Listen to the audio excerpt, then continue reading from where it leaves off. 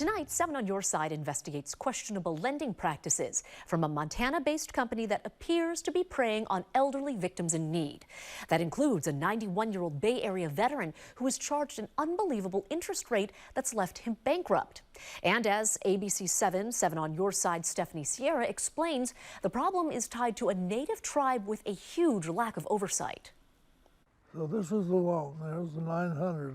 91-year-old Alan Colbert was shivering as he described the phone call he received from a Montana-based lending company called Plain Green Loans. It was very deceptive to me, the way it was presented. Struggling on a fixed income, the Harvard-educated Vietnam and Korean War veteran needed to buy Christmas presents for his grandchildren.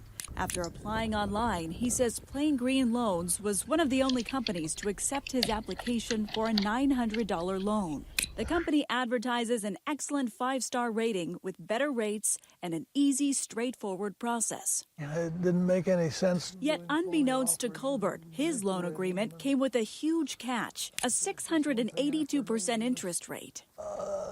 I was shocked. And it's not advertised anywhere on the front page of the website, but in small font through another hyperlink halfway down the page. And during that initial conversation with them, at any point did they tell you they would be charging you interest? Not to my knowledge. It was a total surprise. Ironically, Colbert paid off his $900 loan to the company within roughly 2 months, but was left in a financial mess trying to pay off the more than $2,600 he was charged in additional interest. The interest alone accounted for more than 50% of his monthly income, not even including the principal.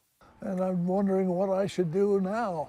I don't see how it can be legal. I didn't realize that they could charge that much in this state. He's right. In California, the state's usury law generally caps interest rates on consumer loans at 10% per year. But in this case, the Montana-based company is operated by a native tribe where most argue their sovereign immunity allows them to be governed by federal, not state lending laws. Yet federally, there is no interest rate cap, aside from a few exceptions. Plain Green Loans is one of the notorious companies. They flout state interest rate limits, and they tout themselves as providing quote-unquote access to credit. But this isn't credit, this is real harm. Only 6 states have been effective at eliminating most tribal loans. Minnesota's Attorney General Keith Ellison is the latest to confront the problem. You have been successful in holding these tribal leaders accountable and ensuring that they adhere to state lending laws. How did you do it? Sovereign entities like states or tribal governments,